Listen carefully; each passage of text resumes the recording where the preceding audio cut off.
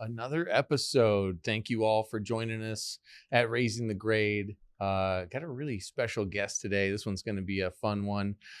Another young guy that has got a fun story to tell. So let me introduce him. Everett Miner, welcome to the show. Thanks for having me, Eric. So good to have you down here, buddy. Owner of Miner Fitness, and doing that on top of a full-time job. Everett, first podcast? First podcast ever.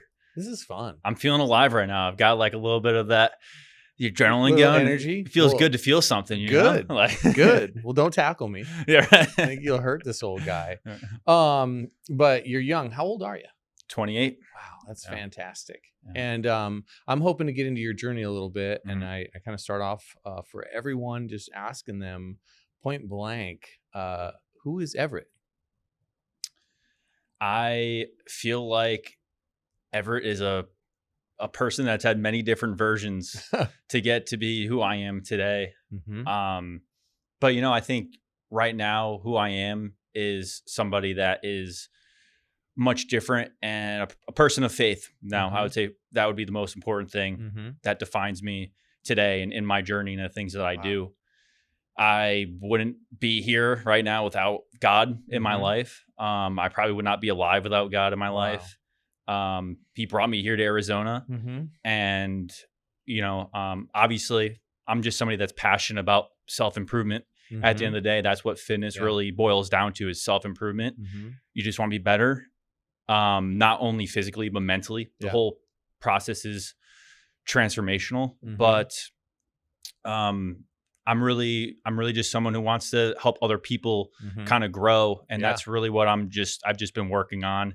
So it shows, man. It shows. I love checking out your videos and seeing the Miner boot camp take off. And nice. You've got a mini book, don't you, basically? Yeah, I have a little ebook that I put together. Love it. Last year. I'm going to need a book someday, because half of my guests have a book and I'm over here feeling like a slacker. No. So you said God brought you out to Arizona. Where were you before? I was godless for quite a good period of time. Physically. Also spiritually and emotionally. But where were you residing at? Pre-Arizona. Yes, before Arizona. I'm from Connecticut, lived in Connecticut my whole life. Okay. So, born and raised, went to college, University of Connecticut, go Huskies. Let's go. But Arizona was where I always wanted to go. That I feel bad saying it, but Arizona is where I wanted to go to college. Okay. So, but and you dipped your toe in here, didn't you? Didn't you visit out here at some portion prior to moving out here? Didn't you know a little bit about Arizona before you came out here? Yeah. I've been out here for vacation, like family vacation, a couple times. Okay. And always really enjoyed that. I think maybe back in like 2008, maybe visited here. And then came out west again, probably like Nevada, did like a Vegas, Grand Canyon trip, stuff like that with the family. And then most recently came here in May of 2023, doing another little family trip. And we were staying at Airbnb and stuff like that. And that was where it kind of reignited. I was like, hey, this is a possibility of somewhere that I might actually move to. Because I had wanted to move to San Diego for the longest time. I do love San Diego. I think we've talked about this. Yeah. I did my first trip by myself when I was right out of college in 2018. The company I was working for, BIC, they sent me to do like a software learning class that I had to be there in person for. So I went to San Diego. It was actually in Solana Beach. And then I stayed there a couple extra nights. It was the first time I had ever really gone and traveled anywhere on my own. And I just fell in love with San Diego. It's a great vibe, man. Yeah. I think that, I think it's expensive there, but other than that, I do love me some San Diego, and it's so close. Like, it's just a 5-hour, 5-hour drive. Have you tried flying? I haven't flown there from here. Did you fly there? I drove from Arizona to San Diego twice, but I've gone to San Diego, like flew from Connecticut over like 4 times. So, well, same. I was just wondering how long that flight is. We're going to have to look into that. That would be fun fishing trip. Yeah. We got to do that. That'd be cool. Let's go do some deep sea fishing. Yeah. Tell me a little bit about Connecticut, how it maybe differs from over here, or, I do want to get into somehow, some way, kind of the rest of the story, because it's really beautiful. Just kind of who who you were, where you were, what was going on, and then what kind of brought you to where you are and who you are today, because I think it's kind of night and day. So help me understand just growing up, stuff like that. Pizza, now you're free to talk about pizza. Chris Hamill, if you're watching, this is for you. It's let's start off with pizza. I mean, growing up in Connecticut, you're just born around great pizza. You take it for granted. Whenever you go on vacation somewhere else, you're just like, don't even bother getting pizza because it's not even gonna be close to like home. And luckily, I love it. All you guys are so passionate. I'm like, I'm going to Connecticut. Yeah. If you're going to be in Connecticut and you don't have the pizza, you waste your time. Like, done. Bad trip. I'm not the biggest fan. Connecticut's a nice place, and I'm thankful for everything there. There's not that much to be excited for, though, other than like UConn basketball and probably pizza. Oh, man, their basketball team is fire. Yes. Yeah. I don't know. I got so many championships, and it was awesome to finally, the men's basketball team stunk when I was there. They had just won the championship in 2013. I went there in 2014. They were bad all 4 years. The women's team was good. But then it made up for it this year when me and my roommate from college were my best friends. He got his tickets because he has season tickets, and we went out to that game that they were playing over in Glendale, the NCAA championship, and we saw them win, and that was a once in a lifetime experience. March Madness. I got to see one March Madness game. I loved it. Yeah, that was killer. Who'd you see? It was 20 years ago. I'm dating myself. It was like Louisville. It was like Louisville and Kentucky or something. Yeah, like it was a good game, but it was still like I think it might have been a Sweet 16 game. That's as far as I got. That's pretty good. It was fun. It was cool. Yeah, anytime you see a March Madness game, those big teams. To see it live, yes. So New Haven Pizza. Okay, we've checked that box. I knew we. Whoa! We're not. No, we didn't check the box. Keep going. All right, so keep going. The best, obviously, I feel good saying name places. I want to know places, and then I'm going to go back and compare them to the other guy. Now, luckily, Dave Porter and I doing the one bite for a long time. He validated a lot of this that we knew beforehand, but once he went there and crowned it pizza capital of the world, you know that it's got some backing to it. But if you're going for plain cheese, to me, the best plain cheese in the world is Sally's. Oh, wow. You got to go to Sally's. Okay. But if you're going for something with toppings, I feel like Modern is the best. Oh, fantastic. So those are my two favorites. I'm so hungry right now. Yeah. If you're going for takeout, I think you go Modern. It's a little bit thicker, better for the car ride home. Okay. But if you're going to eat it fresh, go to Sally's. If you're literally is there a line? Like, is this crazy talk? Like, is there just lines and lines around the block? Like, good luck getting in, or is it like you can actually get into a place and eat there? So. Last time you were there, the last time I was there, we did have to wait about an hour to get into Sally's, but there was other times where I didn't have to wait as long. That's not bad. Yeah, they expanded, so they had a parking lot, which during COVID they expanded that parking lot to have more. You're forgiven. Sorry. They expanded out, where they have all the extra tables, and then they kind of kept that going for a while. So so now it's easier to get in there, but no matter where you go, there's going to be a line. Like if you go to Pepe's, there's usually always a line. I think he said that one too. Yeah. So those are the three: Modern, Sally's, Pepe's. Yeah. And I would say there's some other big ones there, like Bar. Wow. Do you know what it is? Why? Like, is this where pizza birthed, or like, do you know the whole story? Like, I'm so tempted to go on a deep dive. Yeah. I think I tried to look into it a while back on the Google, and you see they're very old end up restaurants. Flat Earth. Yeah, right. Yeah, it's like they're like older restaurants have been around from since the 30s or something like that. So likely, I would imagine Italian immigrants that started them and did their own thing and made it out good. But apparently, it's the water that I've heard differentiates that. So now they're shipping water, I've heard, to other places to replicate it. Probably loses some ions in the shipment. Yeah, something can't like be that. The same. Can't replicate the same oven, I guess, either. No. It's the same ones that have years and years of that. You can't make it up.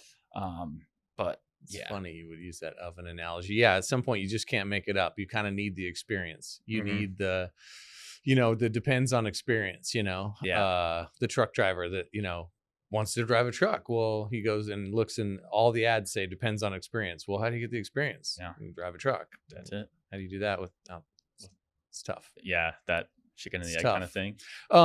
Okay, so I'm ready to get on a plane right now. Go get some pizza. Take the wife out for a weekend away. We'll be looking up plane tickets now. Yeah.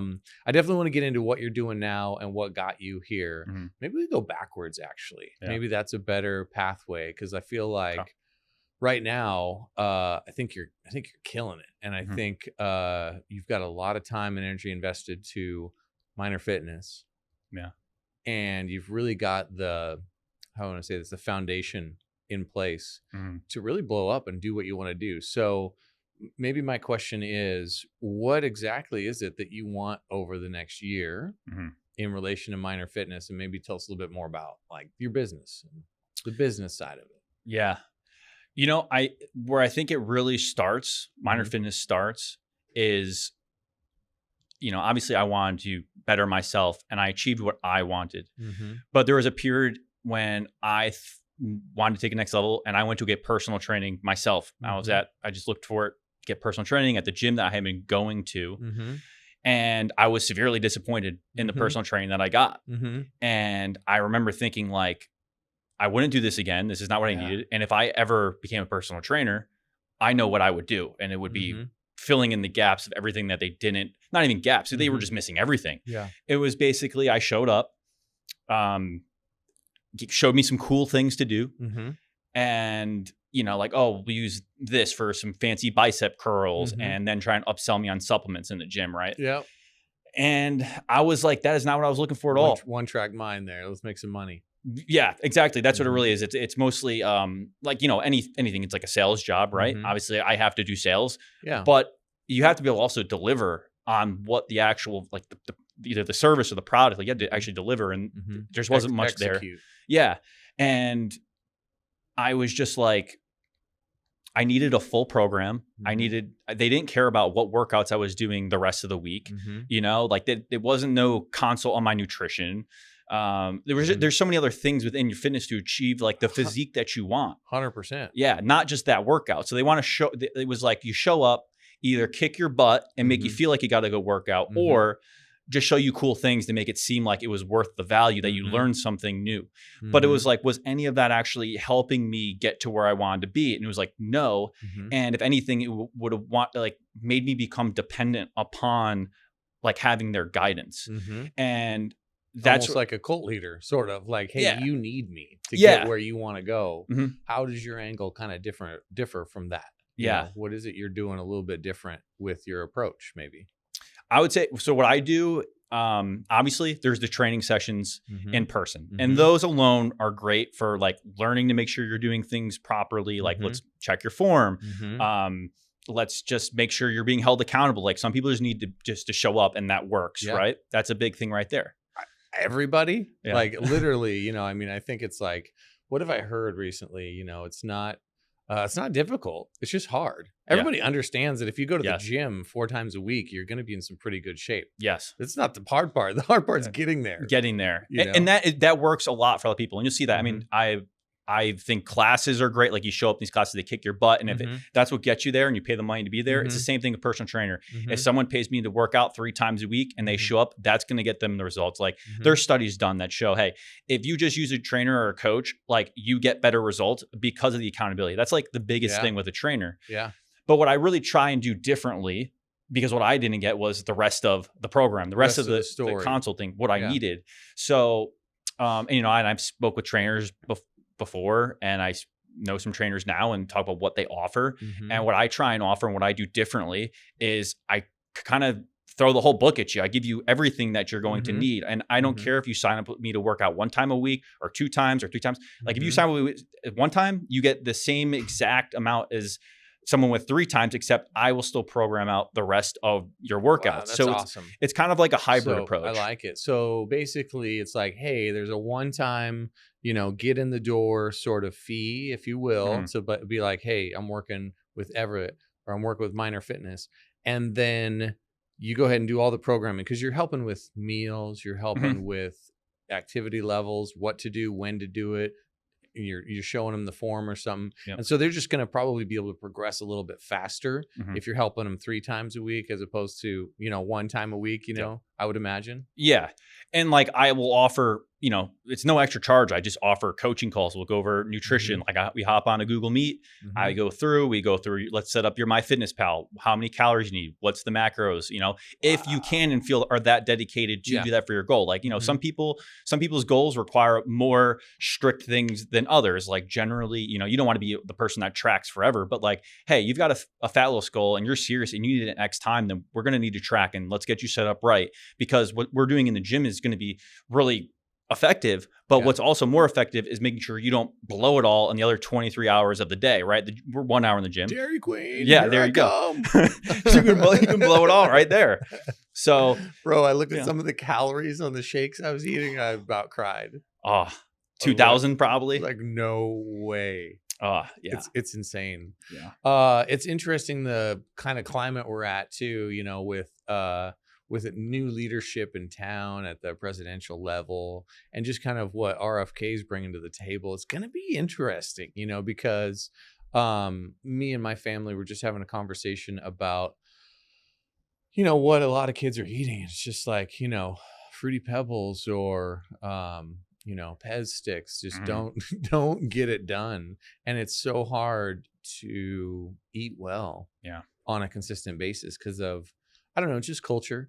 Frankly, like we're a fast culture. We're a go to the Quick Trip or the AM PM or the Circle K, grab that, hot dog and a bag of chips and a soda and run because you got to get to the next thing. But you said meal planning, that's part of your deal there. Have you had some fun kind of prepping and meal planning with and for people? Yeah. So, I mean, I always try and respect the scope of the practice. That I'm not a registered dietitian. I can't tell you what to does and treat, all of those things, obviously. Fair. But what I like to help people with a lot is like looking at like, how would you, if you were going to meal prep or come up with something similar to that, like that's the number one way to like hold yourself kind of accountable. Is like, if you prep out the right foods, now you eat those, or what are you going to throw away more money? No, right? That's so fascinating. Yeah. So once you prep those out, it's like, okay, well, what is, let's say, for example, you're like, hey, I want to lose, we're going to shoot for a pound a week because I want to lose 20 pounds or whatnot. And you want to eat in a 500 calorie deficit. Let's set up the template. Maybe, you got to eat 2,500 calories. What's your body weight? What's your lean body mass? Okay, cool. Now we know how many grams of protein. Let's say you weigh 170 pounds. Cool. Let's plug it in, 120 pounds. What's left over? Then from there, it's very simple. Like to go like, hey, you can really actually eat whatever you want, carbs and fats, whatever your preference is, as long as you eat your protein and your total calories. And so it's very simple that way. But I like that simplicity. It's very simple.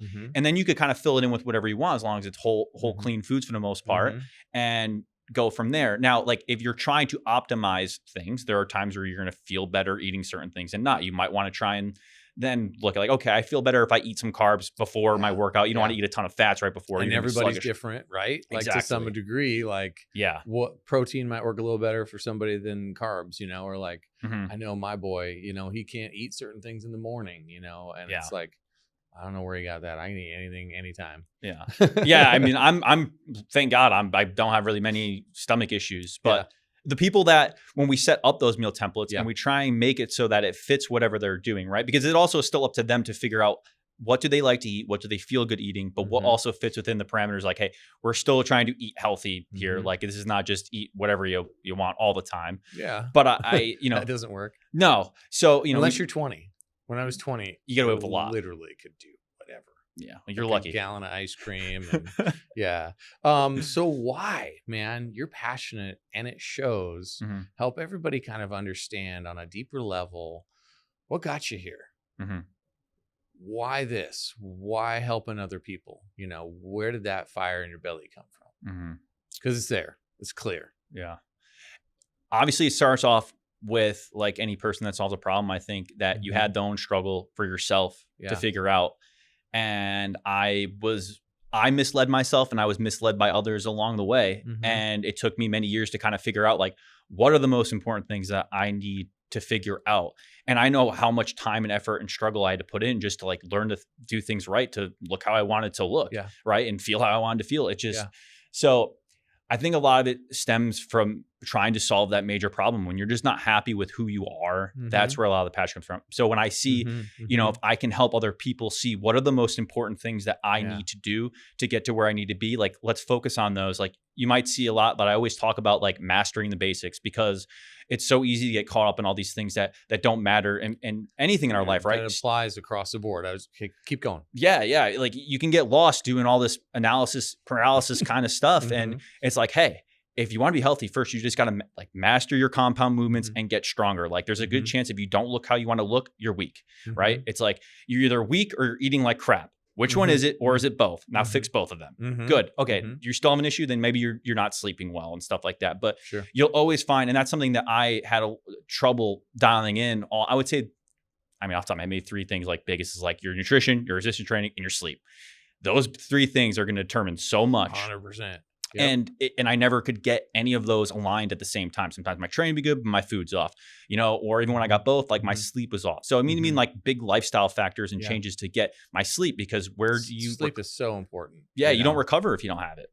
So, and that's why, so I preach that. And so, like I said, it stems from just dealing with the struggle myself, being uncomfortable even as a kid, like I grew up pretty chubby. I was one of those kids that grew up wearing like the water shirts because they were afraid to like take their shirt off at the pool. I avoided pools and beaches and said I hated them for the longest time. And so like, I didn't even like a lot of times want to go on vacation somewhere nice, because like, I just didn't want to be outside like with my shirt, and so like, I know where the pain comes from to feel that. And then so, years of learning, years of doing things wrong, it'll fire you up when you see like, hey, someone's doing it wrong and they could be doing it right. Like, how can I help them? Just get there, because you can save yourself so much time. And I know so many other people, they're on a fitness journey, but fitness is not their entire life. So it's like, if you can help them just solve that sliver of their life, it's going to help them flourish in the rest of their life. So you're doing so much by just like getting people to solve that issue. I love it. I absolutely love it. I feel like I had a similar conversation with my daughter here recently, but it's almost kind of like it takes one to know one, and I think people are quick to be able to speak to something when they've been there. It's like, it's one thing to read it in a book, like, I guess I'm thinking of counselors, right? Specifically, but I think you have an art form where you're kind of a counselor. Probably you probably get into the weeds a little bit because of some of the things that, obviously, you're not a licensed counselor or anything like that. But I mean, hey, if somebody's overeating a lot, sometimes that's to compensate for something else, and so that, what I mean by it takes one to know one is some of the best counselors in any, how do I want to say this, life-changing atmosphere, you've been there. Yes. You can speak to that. Yeah. You might share the same feelings, or at least know the same feelings that they had. Are having, because you've had them. You've been down that road. I've been, like I said, I grew up chubby, so I know what it kind of feels like to feel very uncomfortable with how you look as you're fat. And it led me to go through struggles where I was like having close to eating disorders because I was starving myself at a certain point. So what happened was, like you hear, you're maybe thinking that's gonna fix it. You just want to fix it, but keep going. So obviously grew up chubby. Wanted to be skinny. Things weren't working, but I figured people was like, hey, when you hit puberty, usually you thin out, this or that. Was not the case, was not happening. And I was like, the way you said that, not happening. I was like, this isn't good. So I was like, I don't have to do it. So the way I actually got started with weightlifting was, I played baseball and basketball growing up, wanted to be on the baseball team. That was my favorite. Tried out for the basketball team, go through one tryout, goes really well. But then I find out that there's a winter baseball weightlifting program going on with the JV coach. Great guy, one of the greatest guys I was able to be coached by for a little bit. Ryan Matthews, he does great stuff too. Susie Foundation for ALS work. And so he does awesome stuff. But so he's a good dude, and he coached a lot of us, to weightlift. And I decided, hey, I'm going to skip doing basketball in high school, and I'm going to just do this weightlifting program because I want to focus in on baseball and, whatever it's worth. Let me show the coach that, like, I'm willing to work hard. Like, maybe I'm the best. I'll do what you say, coach. Put me in. Yeah, put me in. I'm showing up. I'm grinding. Like, I'm doing stuff in the off season. Like, let's do that. And honestly, though, I did a lot of things wrong even from that. Like, it was a group thing, and, I just started lifting. I'm doing terrible form, all this stuff. then me and my buddy, we started going to the gym at Planet Fitness, like after high school. His mom would take us, and that was always good. But we did a lot of things wrong. We were doing exercise orders wrong. We're doing half reps. We're doing, whatever. But like I said, over a period of time, I wanted to just like not be fat. And I was like, let me get skinny. So I was determined to get there. So I would just starve myself like crazy. I was going and doing, once I got my car or my license or whatever, when I was like, was it 16? Yep. I would go before high school. I would do like 40 minutes of cardio on the elliptical before. Then a lot of times I was doing 40 minutes after. And on top of that, I mean, I was doing recreational basketball too at some points. I was going snowboarding. I was doing a lot, but I was like starving myself, and I got really skinny, didn't have a lot of muscle mass. I ended up getting stress fractures all on my feet, I think, from doing too much, not enough nutrition. And not enough nutrition. And so then, kind of that's commitment though. I mean, as raw as that sounds though, I mean, you were dedicated to it. Just needed you now then. Yes, exactly. I needed, and that's why I trying to be the coach that like I needed back then. And, I was doing stuff like literally there was nights where I ate a head of lettuce for dinner. Oh man. I mean, that was it. I was like, I just need to feel full, eat the head of lettuce. A lot of mornings, all I would do is have like one serving of plain oatmeal and an egg white. And then I'd go to school. And then I'd have a salad, which wasn't much, which was like, some wrapped like turkey or something, a couple almonds, come back, yogurt, lettuce for dinner. I mean, we're talking sub 1,000 calories for a long period of time. So I was not doing good things. Yeah. And so as I tried to basically, now, once you get the other thing, you're like, okay, I'm skinny. Now what? Now I'm not happy with that because I'm like, now I actually want to be ripped because I'm watching YouTubers that are all jacked and shredded. And I got skinny, but now I don't look how I still want to look because now I'm comparing to that. So then I go to college, get really into lifting seriously, but I'm bulking like crazy, like binge eating, all that kind of stuff. And because I'm that little fat kid at heart. I just want to eat everything, So, and that's what I did. And then I really hated myself for that. And it was like, all right, I'm back to here. Like, why do I keep doing all these things? College, I'm hearing like 22, 24-ish or something. Like probably 19, 20. 18, 19, 20. Okay. Yeah. Okay. Doing all that. Okay. So, and then, I had some periods where I got together once I got out of college. I'd say probably about 2018, 2019, started to take things real serious and just learned a lot more. And that's when I sought to get a personal trainer. And that's when, I realized like, hey, if I want to go next level, I need a trainer. It didn't work out. How do you, like, I do feel like one question that came up is like, who's the first person you trained? Or like, how does that work where like you're doing your thing and you got it figured out and you're pumping iron and you're doing Everett stuff. When did the first, like, if you can share, I mean, I'm sure there were some people you just helped along the way because if you're just helpful, right? And that's awesome. But who was maybe the first person that was like either a paying client or like somebody you were like, okay, we're getting you in shape. Tell me that story. So the first actual Miner Fitness client is my buddy Connor from college. Okay. So he reached out to me. We did online coaching. So that was actually the first person that I coached. But if we're talking in person, the first person here in person, Miner Fitness coached was one of my clients, Sarah. She's on my socials. Cool. And yeah, so that's that story. And she, we got her started on an upper lower program. We were working through that for a while, and that's that. I don't know how much I can go into. No, I was just kind of curious, like, cause it's like, for me, I just happened upon what I do. Yeah. Right. And so I was wondering how you made the decision at some point. This is what I'm doing. I'm going to help people. I'm going to figure it out. And you were, probably already knee deep and knew what the heck to do. Yeah. But it was that decision to help somebody that I think I was, just most curious about, so you're, buddy, I think family oftentimes is like the first client, right? And like, hey, I'm going to be a painter. Well, hey, mom, can I paint your house? Or like, hey, friend, I know you need a new fence. I'm a fence builder. Can we talk about it? Yeah. I think like a lot of my like just friends growing up, they ask and knew I liked lifting. Everyone just always asks for questions. Oh, we go to the gym together. It's things like that. Wouldn't count it as anything. Yeah. But there was probably the moment that I was going to get into personal training. So I had been working I had my marketing job out of college, and I had kind of been debating whether or not I was going to quit and do personal training. How long ago was this? This was in Just out of January of college? 2020. Okay. So right before COVID, and I was gonna quit, and I was gonna join. I had gotten certified in 2019. And I was like, this is it. I'm gonna go through whatever kind of like boot camp intern type thing they had going on. And then COVID happened.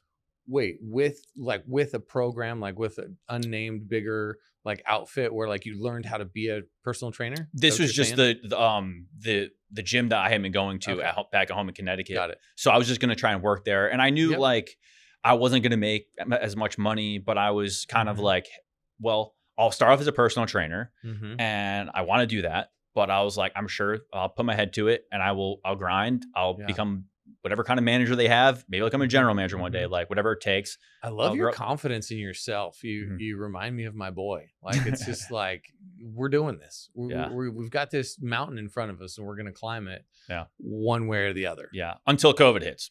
Until COVID hits. So, that was the plan. Yeah. Well, no, I mean, in fairness, that screwed up a lot of people's plans, you know, and it's probably a blessing in disguise that you didn't just stick your neck out a couple months before you're like, I don't want this job anymore. I'm going to go do this thing. And then like, oh yeah, 6 feet, buddy. Yep. Yeah. That would have been detrimental to personal training.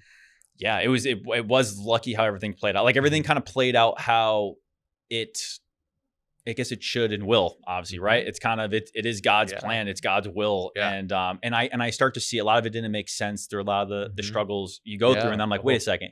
If those things didn't happen, I wouldn't be where I was right now. Yeah.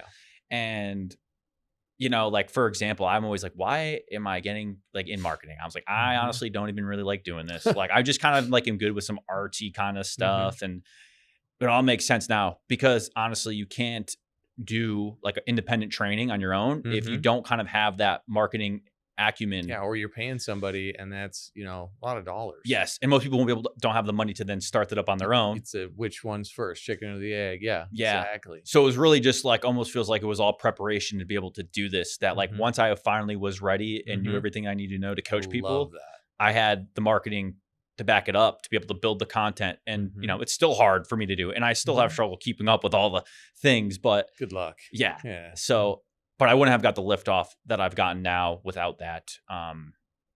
And yeah, through COVID, I tried to, you know, start build things, the website, this and that, started trying to post. Genius. Yeah. It was do what you could when you could. Yeah. And it was it was just building blocks, building out portfolio piece kind of, and going from there. And then what really got me to where I am right now, honestly, is I had been putting a lot of my energy and my effort into video games.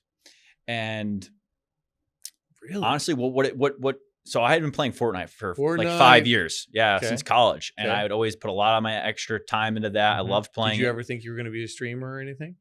I wanted to. There are times when I thought like, hey, if I didn't have a full-time job, I think I could. Dude, I think anybody could play video games and eat lasagna for a full-time job. Yeah. If you had the skill set. Yes. Right? Yeah. If my mom wasn't bugging me, hey, you better get a job after college. You know, we're not paying your bills forever, blah, blah, blah, you know, kind of stuff.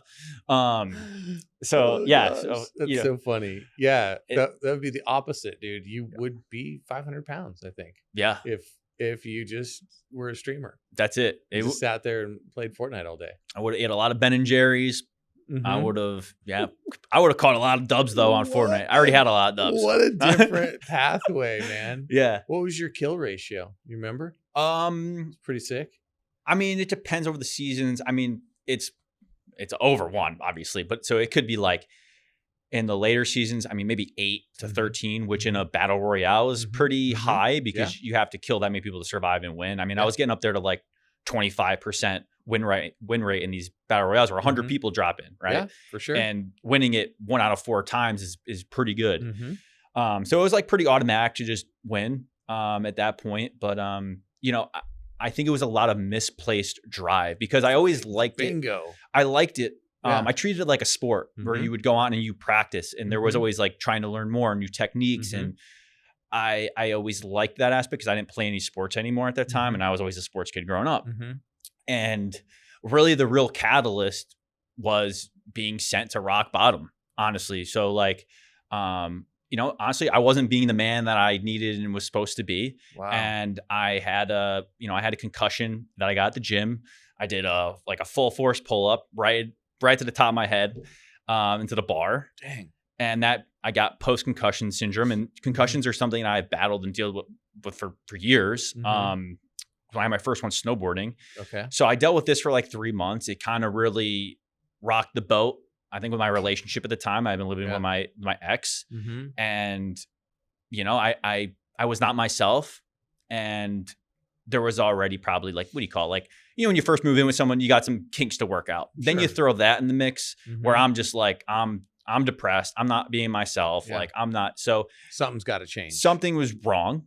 And when she broke up with me, I mean, that obviously it devastated me for sure. And I'm thankful for all of that devastation now, because, when I pair that with what happened was she broke up with me, obviously bad mental space to be in from there.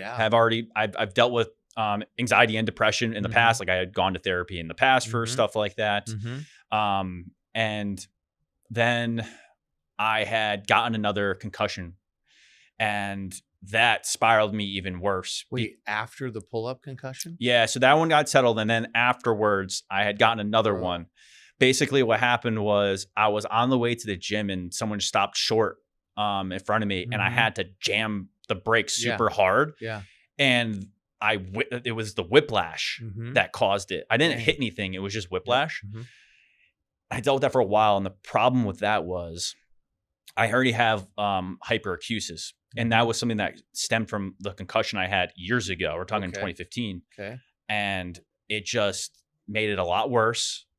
I couldn't hear, like, I didn't want to hear anything. The pain was so much, like, even just little taps. Like, so I needed to just be in like silence, or else I was literally in pain to hear anything. So I was, wearing earplugs, and I mean, I'm trying to still work from home. I'm concussed. I'm not mentally, cognitively not there. I'm fatigued. I'm, it's like a terrible hangover all the time. And I'm clicking the mouse, and my ears hurt from clicking the mouse, typing the keys. It's like that bad. And so it's tough to concentrate and do anything like that. And so, but during that period of time where I was just so distressed from being broken up, I felt like I lost everything. When you don't have your health, you pretty much feel like you have nothing, right? So I was spending a lot of time alone. I had moved back home. And truthfully, that period of time where I just spent a lot of time with me and God. Honestly, I did a lot of just like praying and meditation, and it was just silence. Wow. And just trying to heal mentally, emotionally and spiritually. I was doing double therapy sessions at the time. Wow. I've been going to a couples therapists when things started to get bad. So I continued sessions with her. That was out of pocket. And through all of the issues. And then I was like, I couldn't like afford it that much. So I was like, let me get one through the insurance. So then I was like kind of double dipping both, because I didn't know if I wanted to switch. So I was like doing both at the same time. The other one, wasn't for me. So I stuck with the one that I've been doing the couples therapy, because she kind of knew a lot of what was going on over the last year. And I think I think the lesson I learned from all this, and when I try and like tell people, is that as long as you survive, like, the worst things that happen to you can be turned into the best things, because it's truly like the catalyst to make the change. And I think it's kind of like, you can be a sinking ship, right? And like, you're on the ship and it's fine. Like, maybe you got to plug up holes and leaks, right?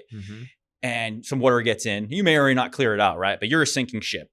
Eventually, it's going to hit where it rots and it just bust, right? And the ship goes down, you're drowning, you're sucking in water, and like, it's up to you if you're gonna fight to swim back to the top or whatever and survive. And at that point, it's an abandoned ship, and you swim to the shore, and then you realize that wasn't even the ship I wanted to be on. And you're like, thank God this ship sank, which felt like the worst thing in the world to you. Now you've got this. And you're like, hey, I need to go take this plane to get where I wanted to be. Or I just got to hop in the car, or whatever it is. And so it's like, really, the blessing in disguise is that pain and agony and suffering you go through, because that is what's going to catalyze you to do something great. Honestly. Great analogy and great storytelling. I think there's not a lot of people who are doing great things that haven't sat in a pretty dark spot for some period of time or had to face real adversity. I feel like complacency really just doesn't set you up well for success. You're just, well, okay. Yeah. You know, I'm just going to sit here and play my video game because, Yeah. or I'm going to scroll, or Yeah. I'm going to just, you know, kind of let things be the way they are. You just keep plugging those holes. That's it. Just surviving. You just That's keep, it. you're just surviving, you know, Yeah. but I think you really hit on some things to be able to strive. And it's weird that it takes being at such a low spot, but I don't disagree. Yeah. I really think that's a critical aspect. Wonderful storytelling. I love Thanks. it. Help me and everybody watching, you know, understand maybe some of your goals. And for a guy like you, I'm really kind of curious to pick your brain about how you think you're going to get there. So like, we're just finishing up 2024. What do you have for 2025? Maybe the 3-year, 5-year, 10-year plan? Yeah. I bet you've thought about that. Can you share what some hopes are? Yeah, I would say my end dream goal, just I think would be really cool, is I do want to open up a gym with my brother one day. How cool. You know, Miner Fitness. That was just like a dream of ours. So that would be an end goal. But okay. I love that. Yeah, I think it's really important to do, you know, something with, you know, people you love and you care about, and do something you love. Yes. Like you're not out there coding, you know, or, you know, something that's just horrible for you. Yeah. You're doing something that you're passionate about. Okay. So the end game is opening a gym with your bro. Yeah. Which is hard because I've heard a lot of bad things like don't do it. It's really hard, this and that. But you know, maybe they just all didn't do it right. It's tough because there's clearly gyms out there that are working. Yes. You know, and I feel like I mean, Hormosi's figured it out. Yes. I think Gym Launch, I got the book. I think you can. I think you can too. I have all the confidence in the world in you. So have you started to unpack maybe some of the steps to get there? Or are you still kind of like, hey, I just know I've got to get this off the ground first? Yeah. I try not to get caught up in the whole paralysis by analysis thing. Like I have like, there are bigger goals, but I don't hold them as tightly because I don't want to get overwhelmed, because I notice myself, I'll get overwhelmed. And same thing with the fitness journey. Yeah, if you're like, hey, I'm the same way. You like, hey, I want to be this jacked dude. And you're like, but you start thinking like, I'm not there tomorrow. Yeah. And so you just overwhelm. It's like, hey, focus on the small achievable goals as you're doing them. And so it's like, you know, just moving here. Clip that. That was fire. I mean, it is. You've got to focus on the small stuff, because like when I go into work, if I just like look at all my emails and then all the jobs that we got to do and everything, like, and don't start to like, okay, let's piece this out. What can I get done right now? Okay, what's really important? All right, let's do that next. You know, it's easy to be like, bro, I'm going back to bed. Yeah, for sure. Yeah, you just want to throw in the towel. It's but you got to keep showing up. And I think that's what we're unpacking here today, is that desire to keep showing up is many times faith driven. You know that you're created with a purpose and you want to live that out for the glory of your creator. You have internal drive. We're wired, I think, to be doers and not sitters, you know, and I think it takes some level of acknowledgement to get there. Not that there aren't, you know, really successful atheists or anything else, but I think that the hardwiring comes from God. Yeah.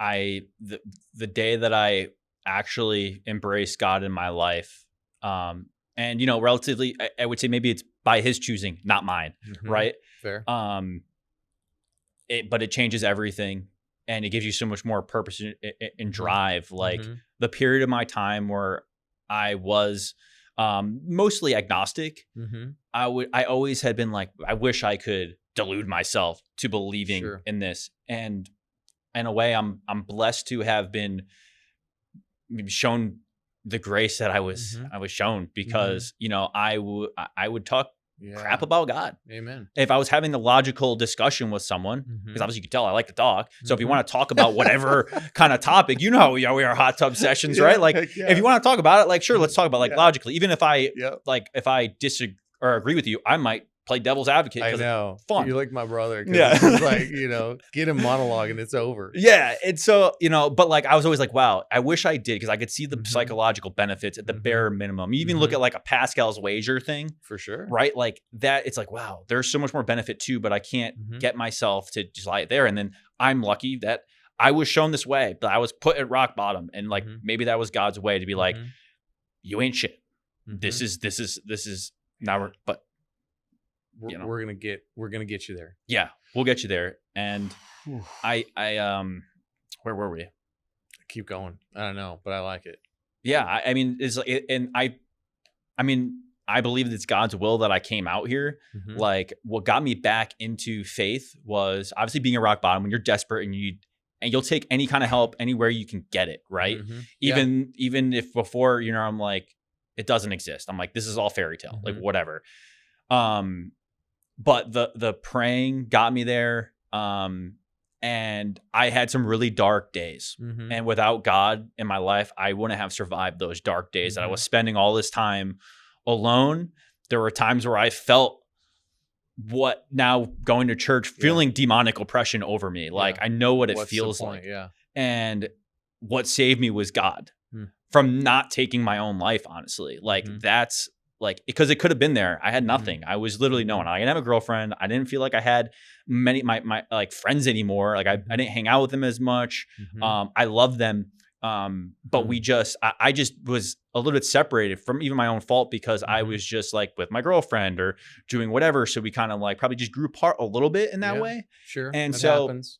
I just didn't keeps going. Yeah. And I didn't care about my job. I was like, this isn't what I want to do in my life. I was like, I don't have my girlfriend. I was like, I barely have any friends. I was like, I don't have anything. I was like, what am I even doing and living for? Man. And then when you get stripped down to that and you're like, wait a second, what's worth living for at this point? It's only worth living for if I do what I actually want to do in this life. And what is that? And that is God's will. And that is for me to do personal training, because that's what I was put here to do, because like all the things make sense now to where I was like, I remember, it's funny, one of my buddies back in the day, I was going to do physical therapy, right? And, physical therapy, it's cool, good job, pays well, this and that, right? And he'd be like, oh, yeah, Miner, he's doing personal training, and I'm like, I'm not doing personal training, man. Like, I'm going for physical therapy. Huge difference, right? Yeah. Like, don't talk down. I can hear you, yes. Yeah, don't talk down. Just like we just got started talking about pizza. Continue. Yeah, and so it's funny that now I'm that person. I was like, I'm better than that. Like, that's not me. Like, because you think of the common, like, oh, the person making minimum wage at the gym, walking the floor, doing that kind of stuff. And it's so much more than that, could be so much more than that. But, had I not, like, for example, I was going to do athletic training before into going to physical therapy. So when I had a snowboarding accident, I didn't get to apply into the athletic training program. Okay. Didn't know what I was going to do. My parents were like, well, just pick something and graduate in time. I'm like, I don't know. I'll just pick the easiest thing. I'll do communication. So that's what I did. You and a lot of other people. Yeah. I was like, degree, useless. Yeah. But the good thing about it was I got to build up a lot of other skills that all made sense, because I spent a lot of time building graphic design skills and video editing skills that I would use. None of it taught through my communication stuff. And then that's crazy. Yeah, it's like self-taught. And then also I spent a lot of time reading and watching YouTube videos. So it was a period of my time. These videos are all private. Isn't YouTube awesome? It's amazing. You can learn anything. It takes time though to still at that time to sift through what's good information. Because there was years I listened to terrible advice, but then I found the go-to people. I would literally, instead of doing, I didn't have much homework as a comm major, and if I did, it was easy. So what I started to do was I'd watch these YouTube videos from people, like reputable people, and I would take notes, and then I would record myself giving recaps and rundowns of the top fitness videos of the week. Oh, let's go. So I was taking those off private. I can't wait. I should release some of them one day. Let's go. I watched a couple and I was like, dang, I'm stupid. But pick one and we'll release it. Yeah. You think so? Oh, how fun that would be. Oh man. Yeah. So that's how I was like learning. I was constantly doing my own coursework on it. Basically, I bought books on it, and then living it myself, joined UConn Barbell Club, was lucky enough to like learn and train alongside some really good kids that were great power lifters. And I learned a lot from them. And that kind of got me into powerlifting stuff. Wow. And it was just all this, everything it was, the experience is actually what built up to where I am now. And like, had I been a physical therapist, I mean, yeah, it's related, but I probably wouldn't be doing what I'm doing right now. And I feel so much more at peace that this is what I'm doing. Yeah, but because I mean, if you met me years ago, you would never be like, "Oh, that kid's going to be a personal trainer," because it doesn't make sense. It's crazy. A lot. I think you might have hit on like a thread for all of my guests, and that is they're doing what they're supposed to be doing. Like, and I don't know how to explain that. And maybe it's what has me draw them in here to talk to them, but now that I'm thinking about it, I think literally everybody has said some version of that. Yeah. And so it's actually really kind of just catching me off guard now that I'm thinking about everybody that I've had on. Like, they've done a lot of different things, but it's literally made them who they are to do what they're doing right now.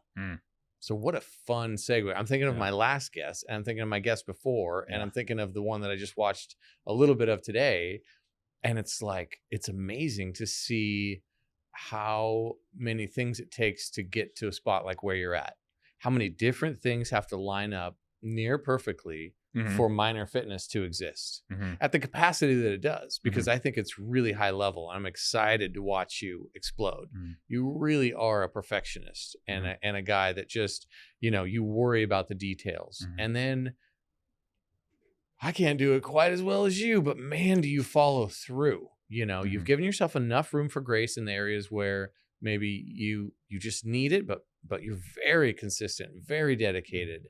So excited to see where Miner Fitness goes. Thank you, man. I Seriously. Now, do you also, so you saw all the guests, right, have this thing. Does it align the same way, the same thread for you? Yeah, I think so. Like, if I look back at everything I've done, and I think this is the biggest step for me being a business owner. And gosh, you realize how much you don't know, like anything else. But I think there's a spirit too among my guests and myself of like, well, let's figure it out. Let's get her done. Let's jump in with both feet. Let's see what this looks like. Let's give it a shot.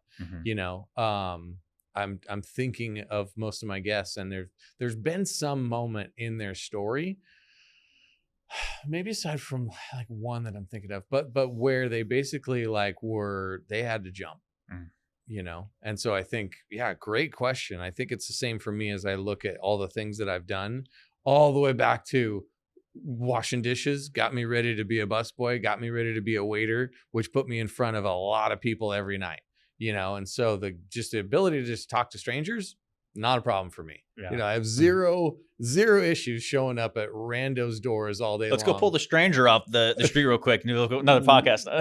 I would be happy to. We would probably have a fun time. I'm definitely not scared to talk to anybody. Let's see. Let's kind of close up shop a little bit here. How do people get a hold of you? What's your workload like? Who's your perfect customer? Maybe let's start to maybe build out who that is, so that anybody's listening can go, that's me. I think I need that. I would say, I mean, generally, I think be in this area, right? I actually am launching online coaching. Ooh-wee. Yes, it's in the process. Right now. Shut up. It is open right now. So one of these things actually for 2025, my goal is to move fast and take risks. Shout out to, I'm watching a lot of Cody Sanchez lately. And it's also, I think, a quote attributable to Mark Zuckerberg. So, but inspired by them, it's move fast and take risks as the people in the business. Not like the MySpace guy. Yeah. No, just kidding. Sorry. Tom. Yeah. No, but I just launched it. I go. just launched it. I'm getting set up. I have just, I've been working with a business consulting and another successful online coach to try and get set up to do this the right way and launch it, right from the start. Cause it's important to me to do it right. And so I do in-person training right now. And, you could just go on my website, minerfitness.com. Scottsdale area. For anybody across the world watching this, Scottsdale, Arizona area. Yep. Around kind of like the Valley, or like, are you going to people? They coming to you? What's the program? I know it's going to change, but I mean, I generally like people to come to me. I have a studio that I'm renting out up in Paradise Valley Village, and I train people out of my apartment complex here in South Scottsdale. But I conditionally will drive to people depending on what we can arrange with scheduling and stuff like that. If they have the right gym equipment set up already, I don't have the means to bring about a ton of equipment. I would like to do that one day. Carrying around 700 pounds in weights in your car. Yeah. But that's what one day. Nobody's bringing weights to. No, you'll like this. Ready? Okay. So this is what I want one day too. This is a fun one. It's not going to happen. It's not serious, but I want a Miner Fitness Cyber truck, and that will have all the equipment. And I would just love to drive that. I think that would be so fun. Yeah. So I like your idea of taking the weights to the person. Yeah. I think it's a little crazy, and and the Cybertruck could probably handle it, but you probably need like a big box truck with a tailgate lift. Yeah. But here's what I'm envisioning. I'm almost seeing like the gym that you just bring to people's house. Yeah. And it's got everything in this giant, think of the biggest U-Haul you can think Yeah. of. And now think of it all decked out with AC unit, all the equipment you want. And you pull up to a rich person's house and they come in and they do their workout and then they go back in. They don't have to invest in a gym in their home. Yes. Actually, I think I want in on this. My next guest is a franchisee. There we go. And so I want in on the mobile bring the gym to you. Like, nope. I mean, not a bad idea. It exists. Figure it out. Really? It does? Yes, I worked for them for a period of time. Shut up. Yeah. Wow. So that blows my mind. Yeah. It's gym guys. Yes. And they bring the gym to you. So they do bring, that's literally their motto. Dang. Yeah. I feel like that's a winner. Yeah. I mean, it's cool. It works for some people for sure. That's what they want. Right. And, you know, I don't, they hire many different trainers. Wow. The head GM there, he's a great guy. Mm-hmm. I really enjoyed working under him for a period of time. Awesome dude. But how fun. Yeah, it's cool stuff. It is. I want to see the Miner truck. The Miner Fitness Cybertruck, the blacked out Miner Fitness Cybertruck would be something else. That'd be so cool. You know, I like the clean black and is it silver? It's not white, is it? Is it silver? White. Yeah. Okay. Maybe I should do a silver logo. Silver would look sick too. Yeah. I have an idea that I don't know if it's got any merit or not, but I almost want to bring the showroom to people. Yeah. So for clients, they always have to go to here and to there, pick something offline, go see it in person or something. I think in the same breath, taking a bunch of heavy stuff around, it would be cool to pull up to somebody's home with a showroom. Like, hey, they just signed, hey, get the showroom truck over there. You're driving around, you know, like the homes on those trailers. Mm-hmm. You're gonna need something that size. Oh, for sure. You know, like it's gonna be a big, it'd be oversized load. I don't know. Yeah, we're not getting like what are they called? The vehicles that go in front and behind. I'm blanking. Yeah, I remember the oversized load ones or whatever. Mm-hmm. Yeah. Mm-hmm. Yeah, that would be. Get a bunch of special permits and stuff. Hey, that could be the what closes the sale though, right then and there. You bring it to them. They're like, hey, no one else is doing this. Like. Only I can, they can really envision what's going on right there. And they're like, I want that, buy it. There's not my last guest, because that was Cohen, but a couple guests ago I had Trace Walters on, and there's a place here. I don't know if it's in Tempe or Scottsdale or just the Valley, but there's a couple of them all over the States, but you can go to a place with your plans and walk your house plan in a big warehouse. They shoot it down on the floor. Wow. So that you can actually see, oh, this door is here. Oh, hey, I don't want this hallway so long or whatever. Wow. It would be so cool to figure out how to do that with a landscape. I mean, you can like, even just with the 3D design software I have, if the people would wear it, and I don't know how goofy this is, but they could wear an Oculus and like walk around their backyard after we've done it. That's the future. We've done it. Wow. It's kind of cool. I mean, if it already can be done, then I guess we should invest in the Oculus. Probably need an Oculus, huh? Yeah. Shout out to the Zuck. There you go. The Zuck, yeah. You got to do it. I need it one day. I mean, when I get my own spot, I'm gonna need some Rising Tide. Oh, I cannot wait, man. It's gonna be we're gonna have probably like an Olympic pool and like a bunch of sled turf. Or what do you think of sleds? Like, I feel like I see everybody, they were doing sleds for a long time. Like, do you do any sled work, or you think it's it works cash good or trash, or for some athletes to do them? I think it's cool. It works. Fun. I don't do much of that with my type of. It's a spatial thing too. Like, you need a lot of room, I think, to succeed there. Yeah. Well, let's land the plane. What is something that you would want people to remember you by? When people talk about you when you're not around, what would you want that conversation to look like? How I want them to talk about me? Yeah. That's a tough one. When your name comes up at the hot tub and you're not there yet, what do you want people to say about you? I would hope that they see that I'm a caring and passionate person. Mm-hmm. That's really what it boils down to. Just being helpful and loving to others and helping lift them up, and that you have the passion, that I have the passion to do so. I think that's really the combo. I like it. You've got the skills to come good on, the hope. I love that. Anything you'd want to share? Do you have a favorite motivational quote, or maybe something that's up on the fridge right now to kind of keep people moving forward? I mean, Cody Sanchez has a lot of them too. I'm just thinking out loud of any You know, like you did bring up a couple things, and I think that hindsight's 2020 Mhm. was one that stuck with me because it was true for me. Hindsight's 2020, or you know, you don't really realize things while you're driving along, but as soon as you look in the rearview mirror, you be like, oh, you know, Mhm.